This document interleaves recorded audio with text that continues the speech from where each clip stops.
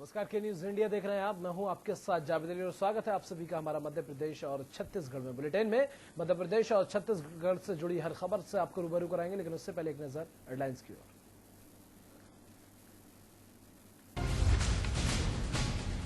पंचायती राज दिवस के मौके पर पीएम मोदी ने लॉन्च की स्वामित्व योजना का। गांव ने दिया 2 गज दूरी का मैसेज।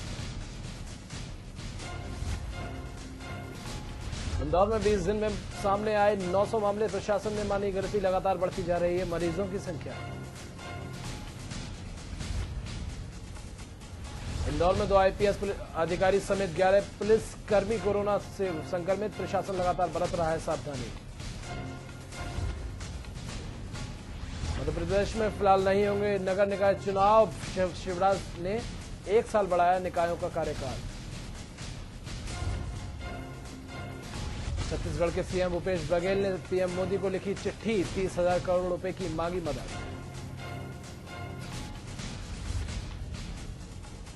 छत्तीसगढ़ में 2 मरीजों को मिली अस्पताल से छुट्टी, राज्य में अब तक 36 लोग संक्रमित। आप देख रहे हैं के न्यूज, खबरों का सारथी। तो खबरों की शुरुआत करेंगे। कोरोना वायरस संकट के बीच प्रधानमंत्री नरेंद्र मोदी ने शुक्रवार को सभी ग्राम पंचायतों के प्रमुखों को संबोधित किया। पंचायती राज दिवस के मौके पर प्रधानमंत्री ने ई ग्राम स्वराज पोर्टल और ऐप की शुरुआत की। इस पोर्टल के जरिए ग्राम पंचायतों की समस्या उनसे जुड़ी जानकारी एक जगह पर मौजूद रहेगी। यहां अपने संबोधन में पीएम मोदी ने कहा कि कोरोना संकट से हमें सबक मिला है कि अब आत्मनिर्भर होना काफी जरूरी है। अपने संबोधन में प्रधानमंत्री बोले कि कोरोना संकट के बीच गांव वालों ने दुनिया को बड़ा संदेश दिया है। गांव वालों ने सोशल डिस्टेंसिंग नहीं बल्कि 2 गज दूरी का संदेश दिया है, जिसने कमाल कर दिया कि इस दौरान प्रधानमंत्री नरेंद्र मोदी ने कहा कि कोरोना महामारी के सभी तरीके बदल दिए गए हैं। अब हम अपने सामने होकर बातें नहीं कर पा रहे हैं। पंचायती राज दिवस गांव तक स्वराज पहुंचाने का अवसर होता है। कोरोना संकट के बीच इसकी जरूरत बढ़ गई है।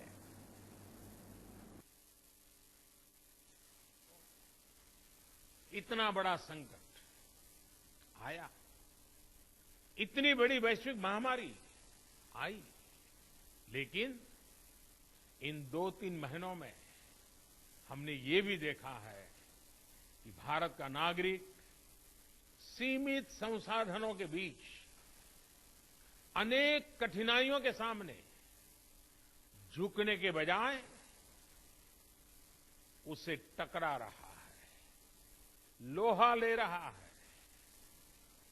ये सही है कि रुकावटें आ रही है, परेशानी हो रही है, लेकिन संकल्प का सामर्थ्य दिखाते हुए नई ऊर्जा के साथ आगे बढ़ते हुए, नए नए तरीके खोजते हुए देश को बचाने का और देश को आगे बढ़ाने का काम निरंतर जारी है।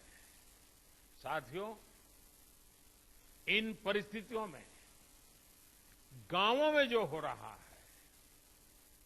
उसकी मैं अलग अलग स्रोतों से निरंतर जानकारी ले रहा हूं। आज मैं आप में से भी कुछ साथियों को सुनूंगा, बातें करूंगा, कोरोना के दौरान हुए अनुभवों और आपके सुझावों के बारे में मैं जरूर जानना चाहता हूं। पूरा देश आपको सुनना चाहता है, आपके अनुभवों को जानना चाहता है, खास करके शहर के लोग जिनके लिए ये दिन जरा और कठिन लग रहे हैं। गांव वालों ने रास्ता दिखाया है कि इस कठिनाइयों में भी कैसे उमंग और उत्साह के साथ जिया जाता है। और लॉकडाउन 2 में भी उमरिया लगातार ग्रीन जोन में बना हुआ है। इस कारण जिले के कलेक्टर सरोचिश सोमवंशी ने मनरेगा के तहत होने वाले कार्य जिले में प्रारंभ करवाए हैं। उन्हीं कामों का जायजा लेने कलेक्टर स्वयं कार्यस्थलों में पहुंच रहे हैं। कलेक्टर उमरिया सरोचिश सोमवंशी ने मानपुर जनपद पंचायत की ग्राम पंचायत डोंडका में मनरेगा से संचालित नवीन तालाब निर्माण का जायजा लिया और कार्यस्थल पर भ्रमण कर श्रमिकों कोविड-19 को लेकर आगाह किया और कार्य के दौरान आपसी दूरी बनाए रखने, मास्क का प्रयोग करने, साफ सफाई रखने, बार बार साबुन और पानी से हाथ धोने तथा बीमारी का लक्षण दिखने पर चिकित्सकीय परामर्श लेने पर जोर दिया।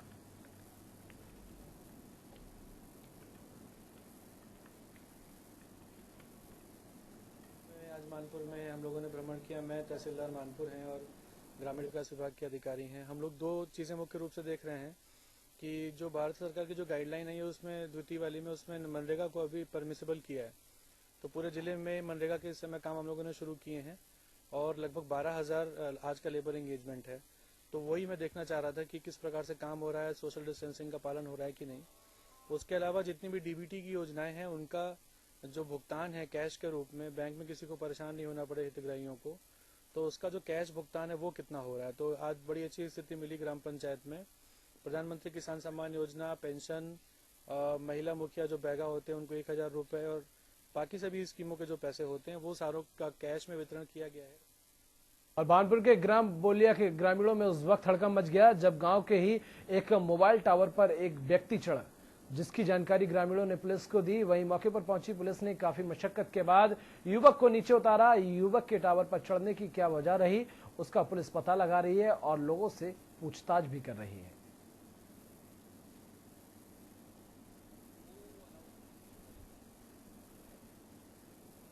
सूचना आई थी कि बोलिया पर आईटीआई का टावर लगा हुआ, उसमें व्यक्ति चढ़ गया है। तत्कालीन पुलिस फोर्स पहुंची थी और समझाइश देकर उसको व्यक्ति को अनाउंसमेंट के माध्यम से उसको उतारा गया। जब उतारा गया तो पता चला कि विनोद पिता राजा राम मेहर है, जो कि मानसिक रूप से पूर्णतः स्वस्थ नहीं है, जिसका इलाज चल रहा है और मानसिक अस्वस्थता के कारण ही वो ऊपर चढ़ गया था। कोरोना को लेकर सिरोंज में भी लॉकडाउन का सख्ती से पालन कराया जा रहा है। तहसीलदार अलका सिंह का कहना है कि सोशल डिस्टेंस एवं लॉकडाउन का यहाँ कड़ाई से पालन कराया जा रहा है। साथ ही बाहर से आए लोगों पर भी कड़ी नजर रखी जा रही है। वहीं के न्यूज संवाददाता ने सिरोंज तहसीलदार अलका सिंह से खास बातचीत की। एक ऐसी शख्सियत से, जो शख्सियत महिला होकर जिन्होंने अपनी क्षमता से ज्यादा काम किया है, मैं बात कर रहा हूँ सिरोंज तहसीलदार अलका सिंह की। अलका सिंह ने अपनी क्षमताओं से ज्यादा काम किया है सिरोंज के अंदर। इनसे बात करते हैं। मैडम, सिरोंज के अंदर आप काफी काम कर रही हैं, तो मुझे ये बताइए आप लोगों ने अभी तक क्या प्रिकॉशन लिए जिससे सिरोंज क्षेत्र के अंदर अभी तक कोई कोरोना का पॉजिटिव सिरोंजवासी मरीज नहीं मिला? हम लोग अपने ड्यूटी के तहत में खुद भी सोशल डिस्टेंसिंग का पालन करते हैं, मास्क का उपयोग करते हैं और पब्लिक को भी इसके लिए बिल्कुल जागरूक कर रहे हैं जगह जगह पे। और जहाँ पे भीड़ ज्यादा होती है उन क्षेत्रों में जाके लोगों के बीच में सोशल डिस्टेंसिंग बढ़वाते हैं, दुकानदारों को भी सचेत करते हैं और जो रिक्वेस्ट करने के बाद भी नहीं मान रहे हैं उनके विरुद्ध भी थोड़ा पुलिस के साथ में हम लोग सख्ती से भी पेश आ रहे हैं, ताकि आगे भविष्य में उनके विरुद्ध जो कार्रवाई हो रही है उसको देखते हुए दूसरे लोग सचेत हो जाएं और इसका पालन करें, ताकि सिरोंज में जो एक पहला मरीज मिला था हमारे यहाँ पॉजिटिव, उसके बाद कोई भी मरीज हमें ना मिले, ये हमारा प्रयास। मैडम ने हमें बताया कि सुबह 7 से रात के 10 बजे तक हम लोग ड्यूटी कर रहे हैं और लोगों से अपील करते हैं कि आप लोग सोशल मेंटेन बनाए रखें।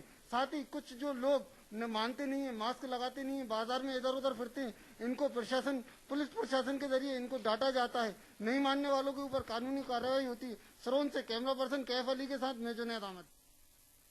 देश में लगे लॉकडाउन को करीब 1 महीना हो चुका है और जिसके चलते दिहाड़ी मजदूरों के लिए समस्या खड़ी होती नजर आ रही है। जो लोग जहां थे वो वहीं फंसे हुए हैं और उनको खाने के लाले पड़े हुए हैं। ऐसा ही एक मामला विदिशा के आनंदपुर से सामने आया है, जहां उत्तर प्रदेश के फंसे करीब 25 लड़के छुपते छुपाते हुए अपने घर लौट रहे थे। उनके लौटने की सूचना मिलते ही पुलिस प्रशासन और स्थानीय लोगों ने उनको रोककर खाने की व्यवस्था कराई, जिसके बाद उनकी स्क्रीनिंग की गई और उनको जाने की इजाजत दी गई। लड़कों ने बताया कि वह महाराष्ट्र के नासिक में कपड़ा फैक्ट्री में काम करते थे। उन्हें खाने के लाले पड़ने लगे। इसके बाद उन्होंने एक वाहन से छुपके छुपाते हुए अपने घर लौटने का फैसला किया। कोई भूखे नहीं उठना, आराम लेने गया।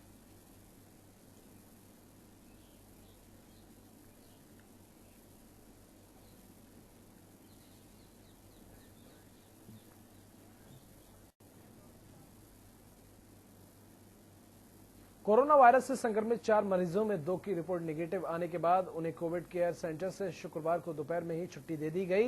इस अवसर पर जैसे ही 4 कोरोना विजेता अस्पताल के गेट पर अपने घर जाने के लिए निकले तो वहां उपस्थित डॉक्टर्स और मीडिया प्रतिनिधियों ने ताली बजाकर उनका स्वागत किया और माल्यार्पण कर उन्हें घर के लिए विदा किया। कोविड केयर सेंटर से डिस्चार्ज करने से पूर्व डॉक्टरों ने भी कोरोना विजेताओं को अगले 2 सप्ताह तक पूरी सावधानी बरतने और सोशल डिस्टेंसिंग और होम क्वारंटीन के प्रावधानों का पालन करने की हिदायत दी।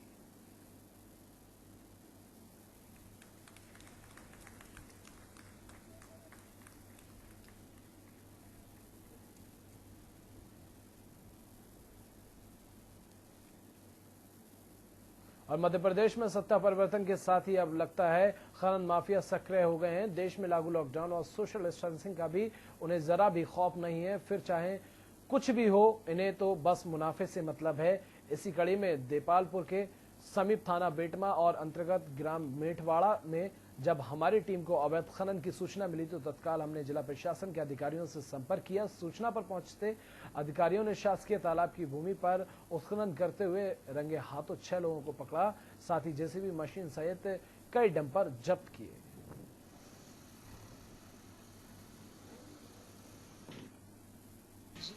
ग्राम मेठवाड़ा के शासकीय तालाब की भूमि पर अवैध उत्खनन होने की सूचना मिली थी, तो तहसील के कर्मचारियों के द्वारा मौके पर जाकर जांच की गई और जेसीबी, डंपर और ट्रैक्टर के द्वारा मौके पर अवैध रूप से उत्खनन किया जाना पाया गया।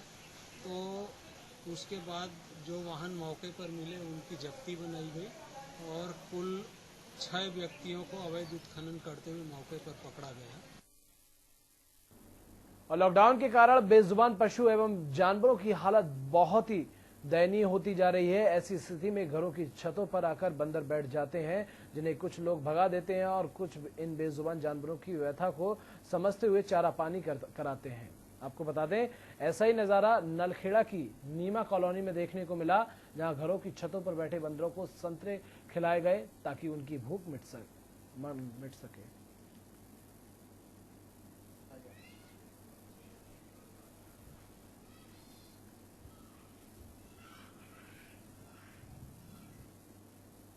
नीमच में कोरोना संक्रमण का यह दूसरा चरण समाप्त होने जा रहा है और तीसरे चरण में प्रवेश होने जा रहे हैं। अन्य जिलों में जहां कोरोना महामारी ने अपने पांव तेजी से पसारे हैं, वहीं नीमच जिला ग्रीन जोन की गिनती में आया है। ग्रीन जोन की गिनती में आने के पश्चात जिला प्रशासन द्वारा आम नागरिकों की सुविधा के लिए दूध, सब्जी, किराना, मेडिकल के अलावा नीमच में कुछ दुकानदारों को लॉकडाउन में मुक्त रखा गया है, जिसमें कृषि संबंधी दुकान, खाद, बीज, ट्रैक्टर रिपेयरिंग, ट्रैक्टर और पार्ट्स एवं नल, प्लम्बर, मैकेनिक, किसान पाइपलाइन और मैकेनिक को छूट दी गई है। लेकिन देखने में आया है कि नीमच में कुछ दुकानदारों द्वारा बिना अनुमति के दुकानें खोलकर व्यापार किया जा रहा था, जिसकी सूचना पर नो व्हीकल जोन में कलेक्टर द्वारा पैदल जाकर उन दुकानदारों को समझाया गया।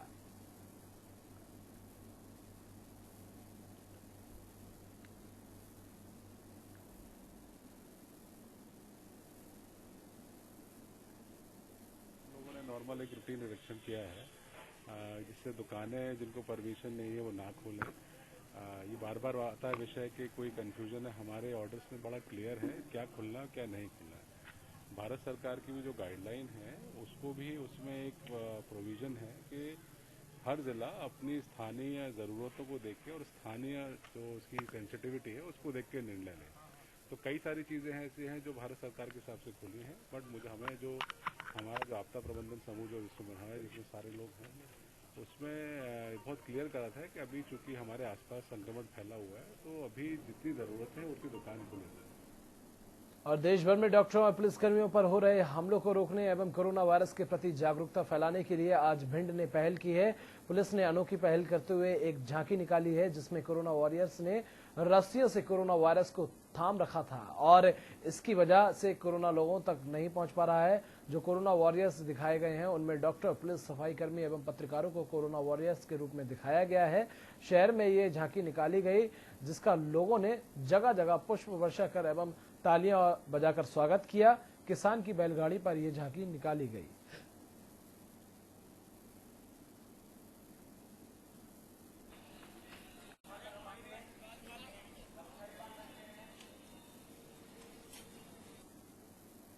लॉकडाउन सोशल डिस्टेंसिंग का पालन नहीं करते हुए बेवजह घरों से बाहर घूम रहे लोगों को सबक सिखाते आमतौर पर अपने पुलिस को देखा होगा, लेकिन शहडोल में बेवजह घरों से बाहर घूम रहे लोगों को शहडोल एडिशनल कलेक्टर ने सबक सिखाने के लिए अलग अलग जगहों पर मुर्गा बनाकर सबक सिखाया। साथ ही लॉकडाउन पर सोशल डिस्टेंस के पालन की शपथ भी दिलाई।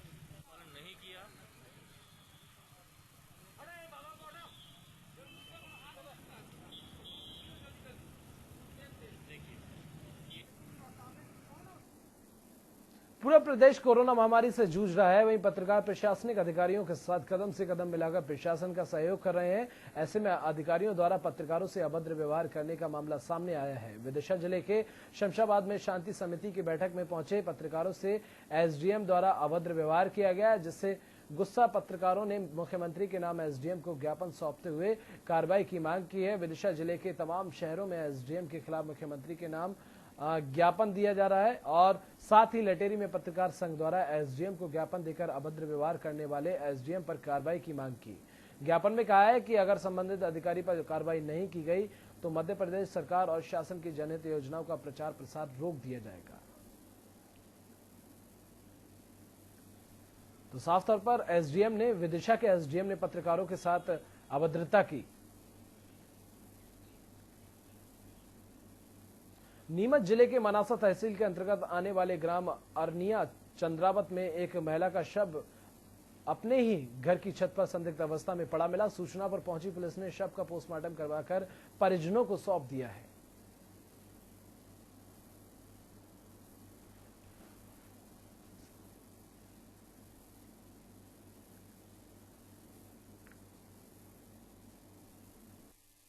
लोगों ने नॉर्मल एक रूटीन निरीक्षण किया है जिससे दुकानें जिनको परमिशन नहीं है वो ना खोलें। ये बार बार आता है विषय कि कोई कंफ्यूजन है। हमारे ऑर्डर्स में बड़ा क्लियर है क्या खुलना क्या नहीं खुलना है। भारत सरकार की भी जो गाइडलाइन है उसको भी उसमें एक प्रोविजन है कि हर जिला अपनी स्थानीय ज़रूरतों को देख के और स्थानीय जो उसकी सेंसिटिविटी है उसको देख के निर्णय लें। तो कई सारी चीज़ें ऐसी हैं जो भारत सरकार के हिसाब से खुली हैं, बट हमें जो हमारा आपदा प्रबंधन समूह जो इसमें हमारे जितने सारे लोग हैं उसमें बहुत क्लियर करा था कि अभी चूंकि हमारे आसपास संक्रमण फैला हुआ है तो अभी जितनी जरूरत है उतनी दुकान खुलेगी। खबरों में आगे बढ़ते हैं। मुंगेली में कोरोना से जंग में सरकार की मदद के लिए 9 वर्षीय बच्ची ने अपनी गुल्लक दान में दे दी। गुल्लक से कुल 3001 रुपए मुख्यमंत्री राहत कोष में बच्चे ने दान दिए। इस दौरान कलेक्टर ने बच्चे से कहा कि हम सभी के लिए तुम प्रेरणा देने वाला कार्य कर रहे हैं। इसके लिए बच्चे को धन्यवाद भी दिया गया।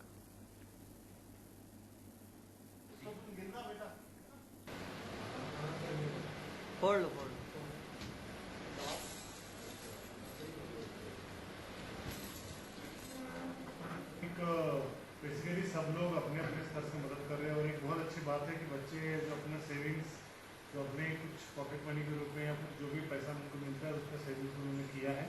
ये हम सब लोगों के लिए बहुत प्रेरणादायी है। और खबर खंडवा से है, जहां देश में कोरोना महामारी और लॉकडाउन की वजह से एक गरीब गर्भवती महिला भूख और लाचार की वजह से पैदल ही मीलों का सफर तय करने को मजबूर है। बता दें कि महिला को सतना जिले पहुंचना है, जिसके लिए अभी 100 किलोमीटर सफर तय करना होगा। महिला महाराष्ट्र के औरंगाबाद में अपने परिवार के साथ चटाई बनाने की फैक्ट्री में काम करती थी। लॉकडाउन की वजह से काम बंद हो गया, जिसके चलते महिला को काफी परेशानियों का सामना करना पड़ रहा है। ऐसी स्थिति में महिला घर लौटने को मजबूर है।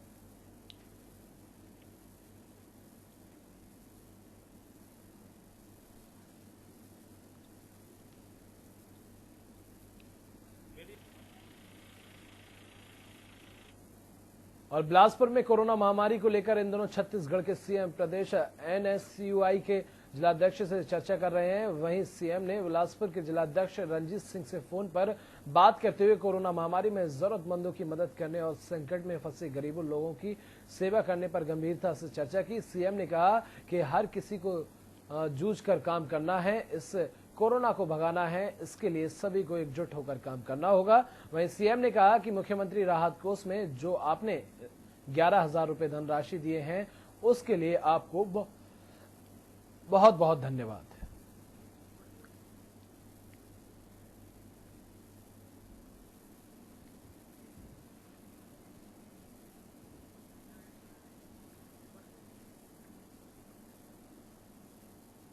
और बालोद के गुंडरदेही निकाय क्षेत्र में प्रशासन द्वारा प्रतिबंध दुकानों पर कार्रवाई की गई और 10 दुकानों को सील कर दिया गया। ये दुकानें प्रतिबंधित श्रेणी में आती हैं। इसके बावजूद दुकानदारों द्वारा दुकान खोलकर व्यापार किया जा रहा था। तहसीलदार अश्विन कुमार के नेतृत्व में ये कार्रवाई की गई।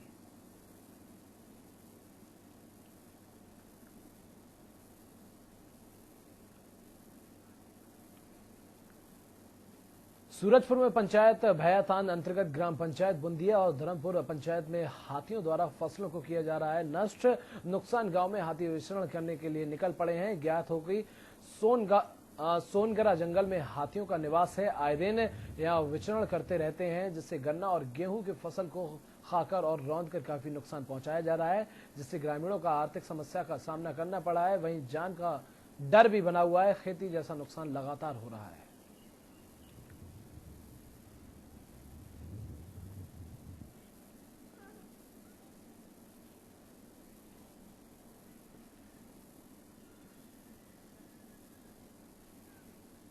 लगभग 8-9 बजे मतलब बांध दुलिया के बांध पारा में निकल गया और ये रामचरण के मतलब गन्ना जो लगाया है वहाँ पे आ गया है। करीबन 9 बजे आ गया है। यहाँ मतलब है मतलब 1 हेक्टेयर लगभग का है।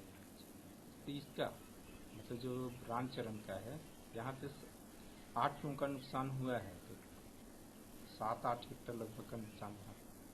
और छत्तीसगढ़ के महासमुंद में लॉकडाउन के दौरान बेवजह घूमने वालों के खिलाफ कार्रवाई की गई। इस दौरान पिथौरा में 2 पहिया वाहनों में 1 से अधिक व्यक्ति घूम रहे लोगों का चालान किया गया। साथ ही मास्क लगाने एवं सोशल डिस्टेंस का सख्ती से पालन करने के लिए लोगों को समझाया भी गया।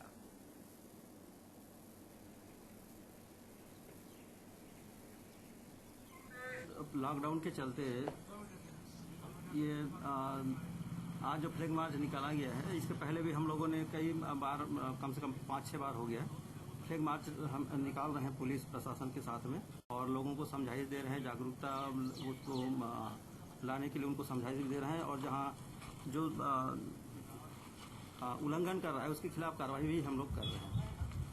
सर, पिथौरा नगर में आज कितनी दुकानें बिना परमिशन के खुली थी, क्या कुछ समझाइश देगा? क्या नहीं, हमारे जानकारी में आने के पहले ही वो दुकानें वो बंद हो गई थी। जब हम लोग निकले तो इस बीच में अभी बिना परमिशन वाले कोई दुकानें हमको नहीं मिली, लेकिन शिकायत आ रही है कि कुछ दुकानदार वो सुबह से ही खोलने की चेष्टा कर रहे हैं। उनको आज हम लोग उनके दुकानों में जा के समझाइश दे दिया है। यदि कल से कोई दुकानें ऐसी पाई जाएगी तो उनके खिलाफ सख्त कार्रवाई की जाएगी। तो देश भर में कोरोना वायरस का कहर लगातार बढ़ता ही जा रहा है और इसी को देखते हुए देश भर में लॉकडाउन है। वहीं जांजगीर नैला नगर पालिका पेयजल संकट और निस्तारी के लिए पानी की समस्या से जूझ रहा है। निस्तारी की समस्या और भूजल स्रोत को रिचार्ज करने के लिए नगर पालिका ने नहर के पानी से तालाबों को भरना प्रारंभ कर दिया है, लेकिन आधी अधूरी तैयारी के कारण नहर का पानी तालाब में पहुंचने के बजाय बेकार हो रहा है, जिसके कारण तालाब भरने की इस प्रक्रिया से लोग नगर पालिका को कोस रहे हैं।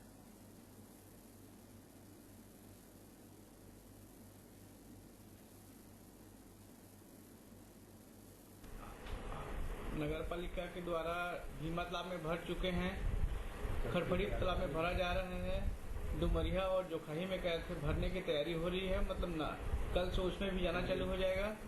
और दर्री तालाब को खाली किया गया है, जो पिछले समय महामारी हो गया था वार्ड नंबर 2 में। और अभी हम लोग ने जूना तालाब जाने के लिए एक सदस्यीय टीम गठित किए हैं और जूना तालाब को जाके बताएगा। उसके बाद जूना तालाब को खाली करेंगे।